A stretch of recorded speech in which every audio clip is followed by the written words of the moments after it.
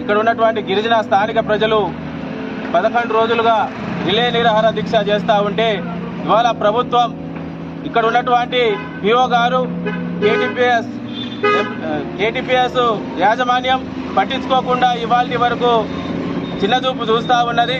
మేము ఒకటే హెచ్చరిస్తూ ఉన్నాం, మీరు కనుక ఈ ఏజెన్సీలో ఉన్నటువంటి హక్కులను కాలవేయాలని చూస్తే సేవాలాల్ సేన ఊరుకోదనేసి మేము సభాముఖంగా మీకు తెలియజేస్తా ఉన్నాం.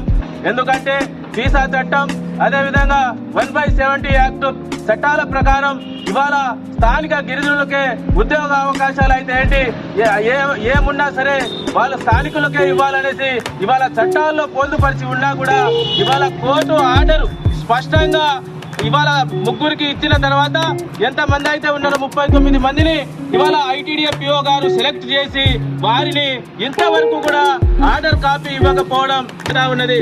అంటే రాజకీయాల కోసం మీరు రాజకీయ నాయకులకు తొత్తుగా పనిచేస్తా ఉన్నారా, లేక ఇవాళ ఇక్కడ ఉన్నటువంటి స్థానిక ప్రజల కోసం మీరు వాళ్ళకు కావాల్సినటువంటి యాష టెండర్ను ఇవ్వకపోవడం అదే కారణమా అనేసి మేము అడుగుతా ఉన్నాం.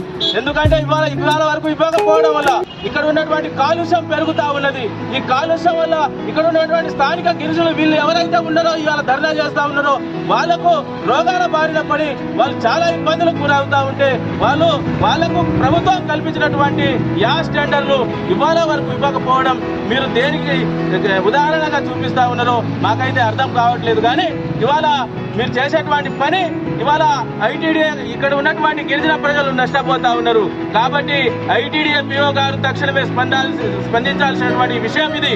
కాబట్టి దీనికి స్పందించకపోతే వాళ్లకు యాష్ టెండర్ ఏదైతే ఉందో వాళ్లకు వెంటనే ఇవ్వకపోతే సేవాలాల్ సేన ఆధ్వర్యంలో మీ ఐటీడీఏ కార్యాలయాన్ని మేమే ముట్టడిస్తామనేసి వీళ్ళందరినీ కలుపుకొని మిమ్మల్ని హెచ్చరిస్తా ఉన్నాం. మేము ఒకటే చెప్తున్నాం, ఇప్పటికైనా మీరు రాజకీయ నాయకుల కోసం కాకుండా అక్కడ ఉన్నటువంటి గిరిజన ప్రజల కోసం పనిచేసే విధంగా చర్యలు తీసుకోవాలనేసి మేము డిమాండ్ చేస్తా ఉన్నాం.